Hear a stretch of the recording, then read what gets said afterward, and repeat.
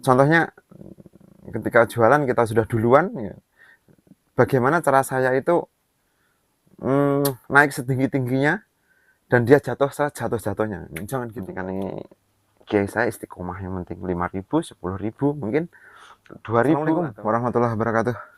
Selamat berjumpa lagi di channel saya, Faza Grocer Hater. Di kesempatan pagi ini masih jam 4 lur. Coba lihat. Nih, jam 4. Klerui foto. Ini video.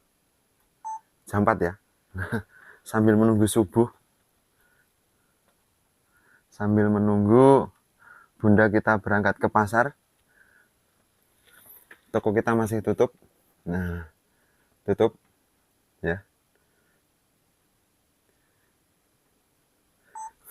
Ini loh, toko sembako. Kerja semaunya.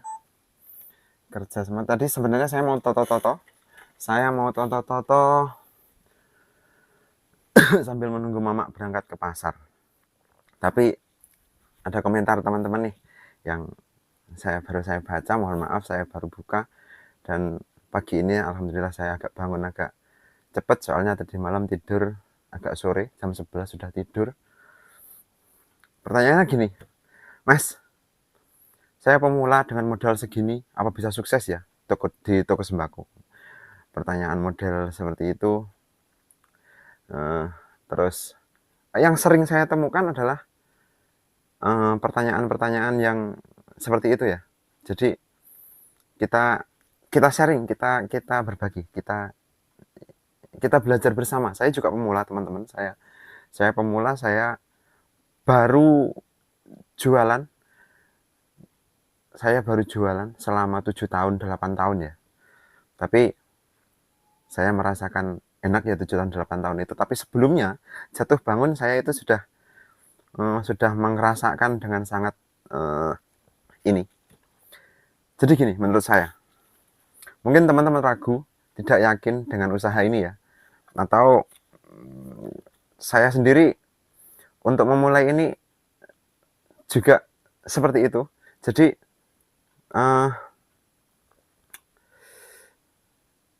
sehubungan dengan modal mungkin modal dengan apa ya, cara nih dodol, cara jualan, cara menata, dan cara dan sebagainya. Mungkin teman-teman ini loh, apa tuh, ragu dengan toko sembako, mungkin ragu dengan toko sembako. Jadi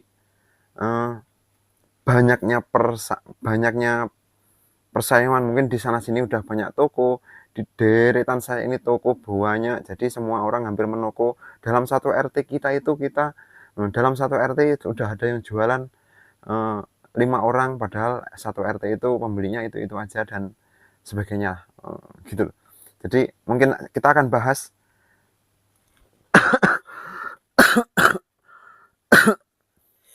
dan yang jelas saya sudah bagi ilmunya dengan teman-teman. Apapun yang saya lakukan yaitu loh, itu mungkin itu yang bisa saya bagi dengan teman-teman gitu.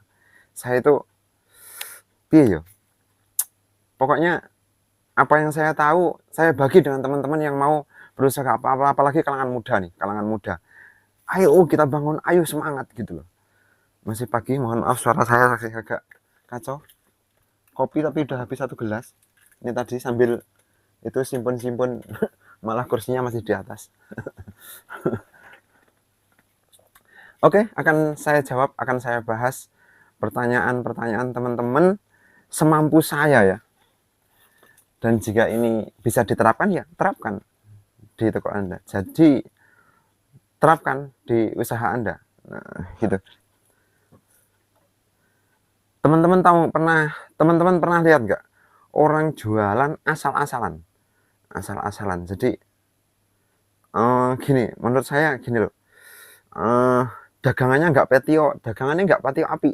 Dagangannya itu cuma gitu-gitu. Tapi hasilnya luar biasa. Jadi malah kayaknya lebih hokinya lebih tinggi tapi tidak pakai kelihatan. Saya itu pernah punya teman dulu saya pernah punya teman menjadi penyemangat saya juga itu. Ketika saya andong di pasar, nyopir andong itu, saya itu ketemu dengan seseorang jualan kapur barus, temiti, dan tempel manci. Cuma 3 item, tapi dia itu bisa beli tanah, bisa beli menyekolahkan anak, bisa menyekolahkan ini dan sebagainya. Jadi itu loh. Ternyata sukses itu berpola. Benar-benar berpola. Menurut saya benar-benar berpola. Jadi gini. Menurut saya orang sukses ini selalu mencari jalan. Orang sukses ini selalu mencari jalan solusi. Jika jualan ini tidak laku, ya jualan ini. Jualan ini tidak laku, jualan ini. Jadi dia itu selalu mencari solusi untuk itu. Saya dulu pernah jualan di pasar, mengikuti orang itu, kapur barus, temiti, tempel manci, dan sebagainya. Faktanya, saya setelah jualan itu, saya tidak begitu baik ya. Jadi, ya ada hasilnya, tapi habis gitu-gitu aja. Walaupun hasilnya menguntungkan, dulu itu penghasilan saya 20.000 satu hari bersih gitu. Itu sewaktu saya masih sebelum saya menikah ya. Jadi 20.000, 30.000 hasil bersih loh itu dalam satu hari. Soalnya saya ngambil dagangan dari teman saya jual, setelah itu barang tidak laku saya kembalikan. Mungkin kalau barang sudah laku saya bayar, dan barang yang sisanya ini saya bawa pulang. Tapi hasilnya segitu itu. Rata-rata segitu. Dan setelah itu saya pernah juga kerja kuli bangunan. Dan saya pernah ikut orang saya itu pernah jualan es. Jadi orangnya jualan bakso, bos saya yang ada di Kalimantan itu, dan saya jualan es. Es ini kan jenisnya air. Kalau dulu ada iklan kayak gini, kamu nggak cocok kerja di air. Nah, itu saya tak nek-nek ya. Oh, berarti, dan setelah itu rasanya jualan es itu luar biasa.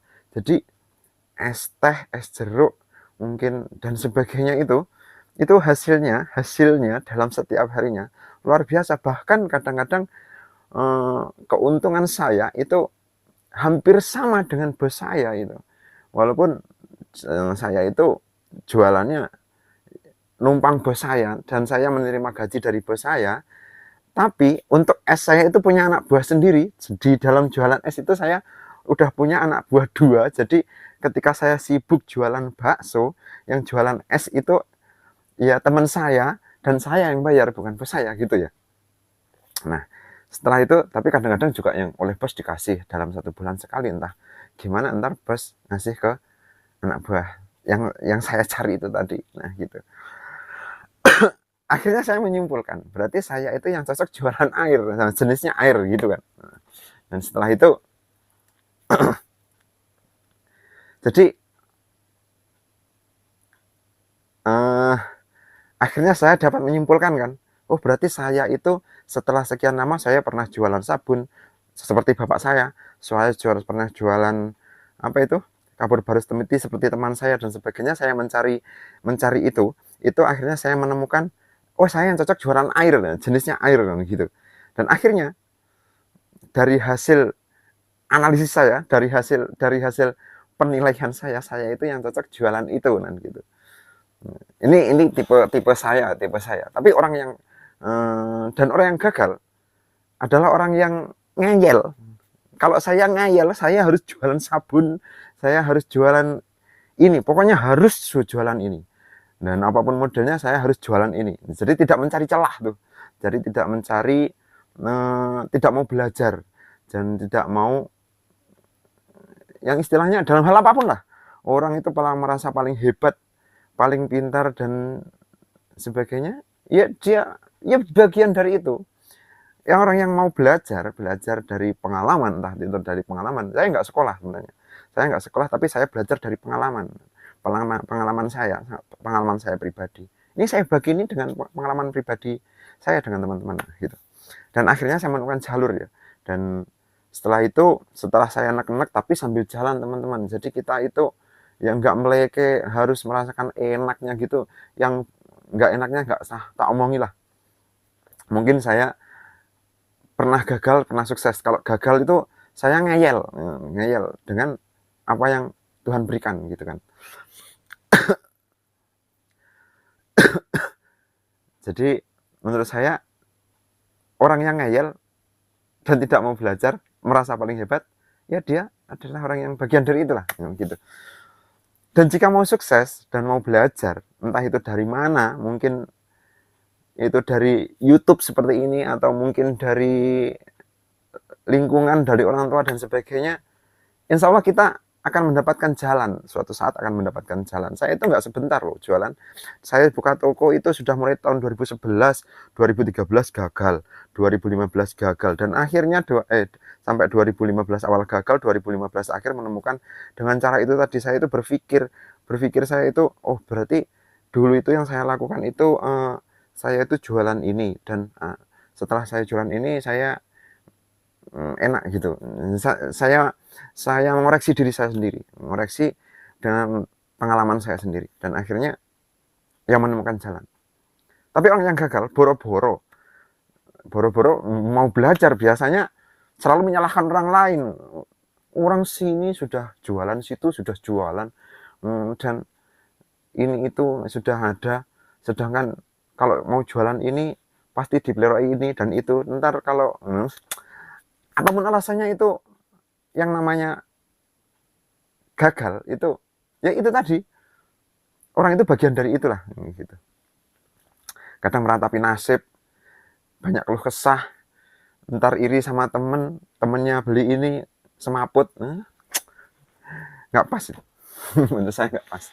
Jadi intinya masalah itu nggak ada jalan keluarnya, dan setiap melihat peluang akan menjadi masalah. Soalnya bukannya peluang itu dijadikan buat jalan dia, tapi peluang itu akan dikorek-korek dan menganggap tidak berguna dan dipermasalahkan. Itu orang yang gagal. Nah, sukses dan gagal. Ini pembahasan kita sukses dan gagal dalam bertoko ya. Soalnya pengalaman saya bertoko. Ini yang saya bagi teman-teman. Dan untuk teman-teman pemula yang sudah mulai jualan, saling berbagilah sama sesama teman jualan. Jangan jadikan mereka sebagai kompetitor yang nggak jelas atau saingan yang tidak benar. Jangan sok lah. Mungkin jangan sok saya lebih duluan jualan. Mungkin saya lebih duluan jualan itu, terus itu ikut-ikutan jualan, terus saya lebih duluan dari kamu, jadi kamu nggak usah jualan itu, dan sebagainya. Itu untuk teman-teman yang duluan, mungkin yang sudah tua-tua, yang sudah seperti saya, mungkin yang sudah agak lama jualan. Untuk teman-teman pemula, kita bangun bersama gitu loh, enak gitu. Jadi saling rukun kita tegasnya, ya rezeki itu ada yang ngatur, nggak usah pakai ini itu. Ada yang teman saya yang komentar, saya jualan sudah beberapa tahun jalan, saya jualan makanan, dan setiap hari makanan saya basi dan sebagainya. Dan kalau menurut saya, sih kurang pas ya seperti itu. Dan untuk teman saya yang ini, nggak usah lah percaya yang gituan. Jadi kalau nggak percaya dengan yang gituan, ya nggak empan, mungkin gitu. Karena kita percaya pada yang maha kuasa aja. Kita percaya pada Allah. Kalau Allah sudah menakdirkan kita untuk diberi jalan itu, ya kita enak. Mungkin gitu aja lah, gitu. Jadi jualan itu seperti itu. Wong jualan ini kita sudah diajari dari dulu kok. Bukan kita yang duluan. Kanjeng Nabi lu jualan, iya enggak? Sedangkan yang dilakukan Kanjeng Nabi dulu itu jualan, padahal katanya yang dilakukan Kanjeng Nabi itu sunnah. Kalau kita jualan, bukannya itu sudah melakukan apa yang dilakukan Kanjeng Nabi? Mohon maaf. Mbok saya berangkat ke pasar, mbokku. Serat telepon tak kira mari. Tangis tengah siji adip ngalingan jero mang ora iso turun lah kowe.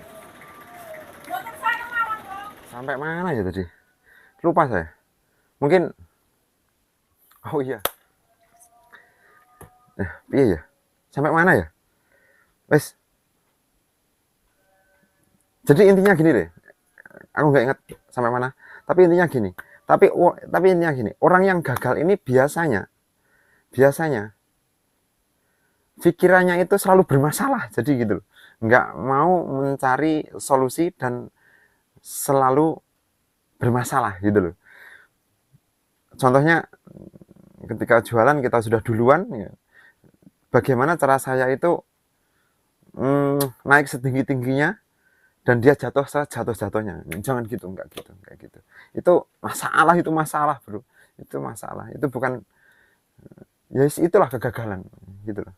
Itu sangat bermasalah. Jadi kita itu saling membangun, nah, sesama pedagang itu saling membangun, saling saling dukung dan sebagainya. Seumpama teman saya jualan, seumpama kita sama-sama teman jualan saling membutuhkan lah. Contohnya saya jualan beras, teman saya jualan semen, jadi saya beli semen, teman saya beli beras gitu. Saling menguntungkan, saling sharing bagaimana caranya berkesinambungan. Jadi mungkin dagangannya sama-sama jual beras.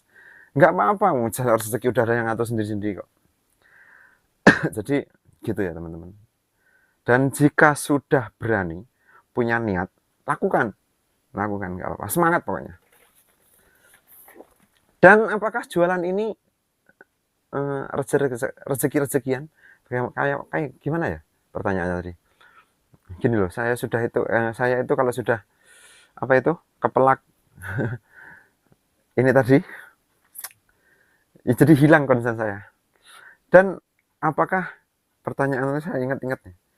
Dan apakah jualan ini rezeki-rezekian, Bang? Soalnya gini loh, saya itu orang tua saya jualan dan sebagainya. Atau mungkin hoki, atau mungkin keturunan dan sebagainya. Ya menurut saya sih pasti itu. Pasti. Rezeki-rezekian pasti. Hoki pasti. Gitu. Saya itu gitu. Maksud saya gini, yang pasti kita hidup di dunia ini udah ada yang jamin. Udah ada yang jamin. Kita hidup pasti mati. Kita sehat pernah sakit. Kita kalau sakit pasti ada penyembuhnya. Mungkin gitu. Ada siang, ada malam. Ada laki-laki, ada wanita. Ada hidup, ada mati. Ada sakit, ada sehat. Pokoknya seperti itu lah. Pasti gitu loh. Kita hidup pasti dikasih jalan oleh Yang Maha Kuasa. Mungkin usaha kita, mungkin karir kita dan sebagainya. Jadi kita itu selalu belajar dan belajar dari kita. Mohon maaf, saya ini bukan menggurui, saya ini sebenarnya berbagi pengalaman dengan teman-teman dan menjawab pertanyaan teman-teman yang ada di kolom komentar. Mungkin saya rangkum jadi satu ini. Kalau nggak bisa jawab satu-satu, saking banyaknya komentar. Jadi gini ya. Tapi gini, pernah nggak kepikiran kita itu kadang lupa mensyukuri nikmat yang ada? Contoh, saya muslim ya. Saya muslim.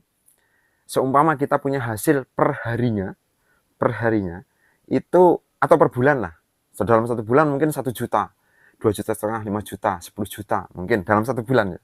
Dalam satu bulan. Pernah nggak kepikiran menyisihkan yang 2% atau 3% untuk orang lain? Mungkin 2,5% lah. Rata-rata 2,5% lah, gitulah. Dari hasil kita ini tadi. Kita sisihkan untuk orang lain. Selain pajak dan zakat, itu sudah wajib. Kalau jualan ada pajaknya, ya kita taat bayar zakat, bagus. Terus ada lagi pajak yang lain, mungkin zakat yang diwajibkan, yang sudah wajib itu. Ya, selain itu ada 2,5% itu tadi. Kita pernah nggak kepikiran itu? Ya nggak, seumpama yang 3%, umpama 3%. 3% ini 1 jutanya, 3% itu mungkin berapa ya? 3% dalam 1 juta itu 30.000 mungkin ya. 30.000. Dan di dalam 1 tahun, 30.000 itu dikalikan 1 tahun, itu 360 mungkin. Nah, kalau penghasilan teman-teman mungkin dalam 1 bulan 5 juta, 2,5% lah mungkin lah. Yes, terserah lah. 2,5% atau 3% atau 2%. Tapi rata-rata 2,5% sih. 2,5%. Mungkin 25.000 ya. Kita istilahkan 1 juta biar enak hitungnya. 25%. Anak saya bangun sebentar.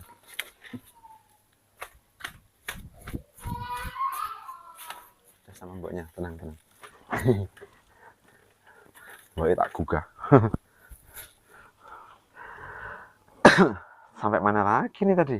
Saya tadi mau buat konten pagi ini sebenarnya biar nggak terganggu, akhirnya ganggu juga ya. Konsentrasinya hilang. Nah, seumpama 1 juta, yang enak hitungnya 1 juta ya. Mungkin 1 juta itu dalam 1 juta itu 2,5%-nya mungkin 25.000 dikali, atau 3%-nya 30.000 dikali dalam 1 tahun 360. Dalam 1 tahun, dalam 5 tahun itu nggak pernah teman-teman keluarkan. Dalam 5 tahun 360 kali 5 mungkin berapa ya? Itu sendiri lah. 1.300.000, 1.500.000, mungkin segitu ya.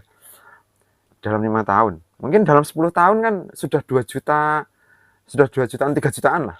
Nah, ini mohon dikoreksi kalau saya salah ya. Ingat, 2,5% aja atau 3%, 2,5% saja. Ini yang saya bagi ini sebenarnya gimana ya, agak feminim gitu. Piye yo, saya tuh dulu pernah ngaji. Saya tuh ngendikan nih guru ngaji saya gini. Guru ngaji saya pernah ngendiko, yang paling penting dalam hidup itu, yang paling disukai amalan orang itu, yaitu yang penting orang itu mau istiqomah dalam kebaikan. Kalau nggak bisa zikir, sholat, dan mungkin saya muslim, mohon maaf gini, mungkin ya ini sebenarnya berat sih tak omongin, ini dari guru ngaji saya ya. Nggak apa-apa lah, saya bagi dengan teman-teman wis. Ini loh, hentikan yang guru ngaji saya itu, yang paling disukai oleh Allah itu adalah amalan itu yang istiqomah. Jadi saya itu mungkin sudah terbaca dari dulu, saya itu orangnya kalau disuruh ngaji kan ngantukan saya itu. Saya itu diundang genduren gitu aja ngantuk turu.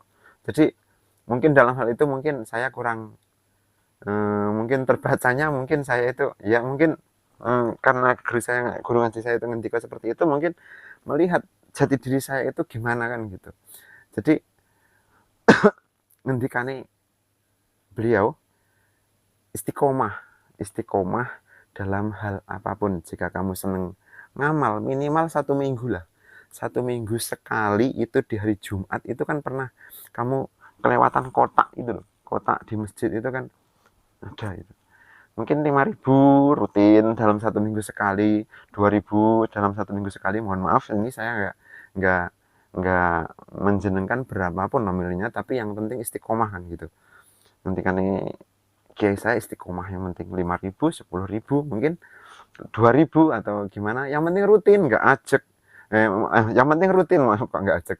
Yang penting rutin dalam 1 minggu sekali, minimal bisa ngeresiki, nantikannya kalau saya berubah bahasa Indonesia gimana? Gak apa-apa ya. Minimal bisa membersihkan harta kamu yang subhat. Subhat ki minimal bisa membersihkan harta kamu yang nggak bersih. Contohnya nggak jelas halal haramnya gitu. Tapi rutin. Nanti kalau kamu senang dengan itu, belum ada lagi fakir miskin, anak yatim, dan sebagainya. Itu sudah menjadi kewajiban kita di sekeliling kita dan bagaimanapun. Nah, seperti itu. Ngendikannya guru ngaji saya itu yang saya amalkan. Jadi mungkin menurut teman-teman kalau nggak pas, koreksi lagi. Kalau cek di apa itu, terus di kolom komentar, nggak apa-apa. Kita belajar bersama, kita itu belajar bersama. Jadi seperti itu. Ingat, 2,5%. Walaupun ini kelihatannya sih kecil, tapi mungkin bermanfaat untuk orang banyak, untuk orang di sekeliling kita, gitu loh. Dan jika tidak, mungkin ya harus, mungkin gimana ya, harta kita itu harus keluar yang segitu itu dengan caranya sendiri gitu. Mungkin dalam 10 tahun, 20 tahun kita sudah enak menikmati harta itu yang 2,5% tadi atau 3% tadi, mungkin udah enak, udah nggak inget dengan kewajiban kita dan sebagainya, dengan titipan yang dititipkan pada kita, mungkin ini ntar menjadi problem di kita. Suatu contoh mungkin sang anak minta sepeda, brak, akhirnya sepeda tabrakan, atau sepeda jatuh, sepedanya hancur, sepedanya mungkin pembelian sepedanya mungkin 15 juta, 20 juta, 30 juta, brak, jatuh. Jangan salahkan orang lain dulu, kita koreksi diri kita sendiri dulu. Kita koreksi diri kita sendiri. Apa kita ini sudah benar? Gitu loh. Maksud saya, orang yang berpikir positif, selalu positif, itu mungkin akan menuju ke kesuksesan. Tapi orang yang selalu menyalahkan orang lain, mungkin salahkan polisi tidur lah. Polisi tidur yang kono, dan sebagainya. Mungkin tikungannya terlalu tajam, dan sebagainya. Nah, itu kurang pas. Koreksi diri kita sendiri. Apa sudah benar yang kita lakukan? Atau mungkin 2,5 kita, nggak yang 2,5% tadi ini yang mematahkan seperti ini, kan gitu. Maksud saya gitu. Atau mungkin bisa pembuktian, saya itu pernah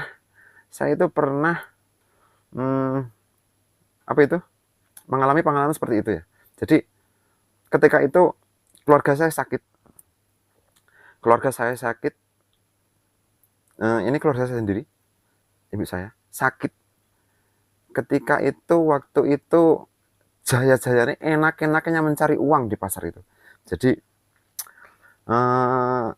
pengalaman ya, ini mohon maaf, janganlah, bukan keluarga saya, mungkin gini loh, mungkin akan datang suatu saat ketika kita itu lagi enak-enaknya, dan kita itu harus mengeluarkan yang itu tadi, 2,5% itu tadi. Contohnya kita ketika lagi enak-enaknya menikmati itu, kita nggak sadar salah satu keluarga sakit, masuk rumah sakit dengan menghabiskan biaya sekian juta. Mungkin di dalam kalau 5 tahun tadi, kalau 1 juta penghasilan kita mungkin 1.300.000, kalau 10 tahun mungkin 2.600.000. Itu yang harus kita keluarkan. 2.600.000 itu dipaksa keluar dari kita. Coba cek sendiri dari penghasilan Anda. Dan jadi introspeksi diri itu perlu. Jadi gitu loh. Jadi sampai bingung saya mau jelasin. Moga-moga teman tahu lah. Semoga teman-teman ini paham dengan apa yang saya maksud. Saya itu kalau jelasin bulat sebenarnya gitu loh. Tapi semoga teman-teman tahu. Jadi intinya kita itu sehat dalam berkompetitor, sehat dalam bersaingan. Kita selalu berpikiran positif, gitu. Jadi untuk hitungan itu tadi silahkan hitung sendiri. Mungkin ada yang nggak pas dengan penjelasan saya. Koreksi diri sendiri itu penting, dan kita belajar itu juga penting. Kita belajar itu penting dari yang intinya orang yang gagal itu jarang mau belajar dan merasa dirinya paling hebat. Jangan batasi diri kita dari informasi apapun, serap yang positif dan buang yang buruk. Dari mana dan dari siapapun. Itu loh. Sekian dulu, semoga video ini bermanfaat. Sukses selalu untuk teman-teman toko sembako, untuk teman-teman yang berkarir di bidang apapun. Sukses selalu untuk semuanya. Semoga urusannya dipermudah, diperlancar, dan semoga rezekinya berkah barokah. Sehat selalu. Wassalamualaikum warahmatullahi wabarakatuh. Semoga video ini bermanfaat. Subscribe dan aktifkan loncengnya. Lali. Oke.